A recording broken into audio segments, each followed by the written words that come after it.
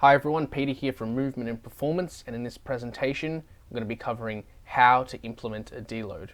This is going to be a follow-on video from a previous video I made called The Importance of Deloading, and that video is on why exactly we need a deload and why it's important for optimal athletic performance. So if you haven't already, it could be a good idea if you want to check that one out first. This one's going to cover more the details about deloading and how we actually implement that.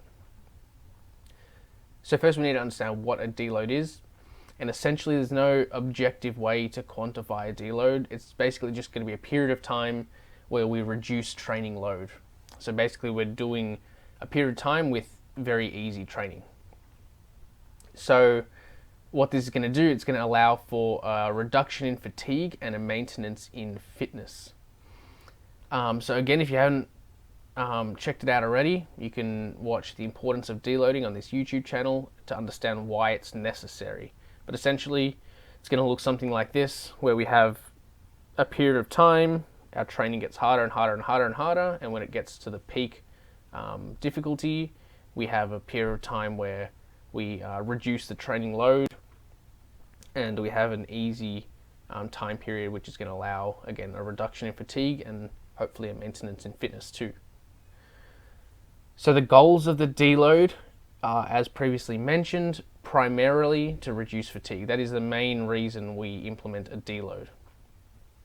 But secondarily, what we also want to achieve in the deload is that we want to maintain our fitness. So all the adaptations we've created, we want to maintain them. So we want to make sure we're not going backwards. And also, probably an underrated benefit from a deload is to provide a psychological break. And that's going to increase our drive to train in the future blocks of training. So I put this photo in here. Deload week is the worst week of all the weeks, and if you have ever implemented a proper deload, you'll understand that it's not challenging training. So the whole week is basically doing very easy training. So you're not actually creating any adaptations. It feels like you're wasting time. And by the end of it, all you want to do is train hard. So that's probably a good, it's going to be a benefit as so long as you have the discipline to last the entire planned deload, because that is going to set you up for the next block of training that's going to be challenging. So you're going to need that that psychological drive to get through that next block. So how frequently should we deload? And it really, again, like everything, depends on context. So younger athletes with less experience, lower training status, and in training blocks that are of lower intensity are all going to be factors that are going to require less frequent deloads. More frequent deloads are going to be for very experienced athletes who are advanced at their sport, and they're in training blocks of very high intensity. But on average, it's usually around every 3 to 6 weeks we want some sort of deload in there. So 3 to 6 weeks of overloading training, followed by a deload, another 3 to 6 weeks of overloading training, deload, etc., etc. So how long does our deload need to be? So usually we implement a deload week, so it's 1 week long, and that whole week is going to be a deload. But a good thing to understand is that a full week's not always necessary to reduce all the fatigue we accumulate.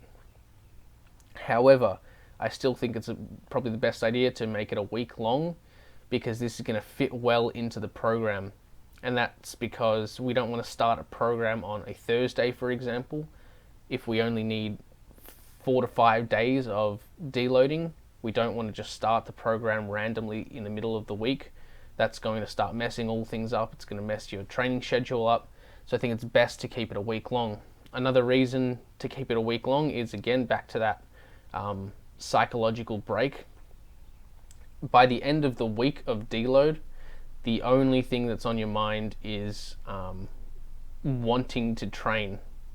So in the subsequent weeks of training, you're going to really have an increased motivation to train. But then by the end of the block, probably be back to a little bit less motivated to train, and then a week of deload should resettle that pretty quickly.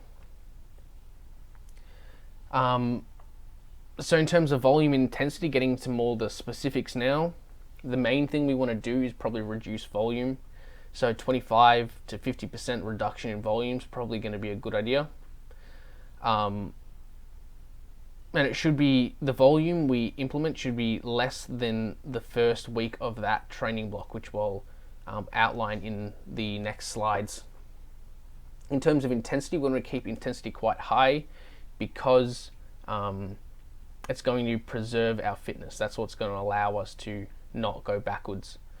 So 80 to 100% of the average training intensity of that previous block that you've just been through, it's probably a good idea. If it's a very intense training block, you might want to drop it a little bit, maybe to 80%. If it's not an intense training block, you can probably keep the same intensity and just reduce volume. So these are just guides. So on paper, how does it look? As I mentioned before, that that reduction in volume less than week 1 of training can be seen here. So if we have a look, we have volume in red and then intensity in orange. So this is for an athlete who is very advanced and they're going through a high intensity training block. So they can probably only accumulate 3 weeks of overloading training before they actually need a deload. So if we have a look here, they have maintenance in volume throughout their overloading weeks, but the overload comes from increased intensity. So as they progress, week 1, week 2, week 3, this is going to be their peak training load, and then week 4 is a deload. So their intensity is pretty much, it's the same intensity as week 1 of the training, so it's still quite high, but the volume has then reduced from week 1. So this is going to be the easiest training session of these 3 weeks, but the deload we have to make sure the deload is actually easier than this week overall. So this is another example of how we can implement a deload for an athlete who is not quite as advanced as the other athlete. So maybe more of a novice, and their training block that they're going through is not it's a low intensity training block. So a good example of that is some sort of accumulation training block where we're accumulating volume.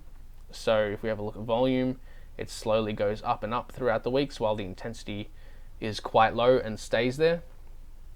So as we progress through week 1, 2, 3, 4, 5, now this athlete can have 5 consecutive weeks of overloading training before they need a deload, just because of the nature of the training and the nature of the athlete. We can have an accumulation of volume with a maintenance of intensity this time. So when we come to the deload week, we have a maintenance of intensity, but then our volume is about 75% of week 1. So it's much lower than the average throughout this training block.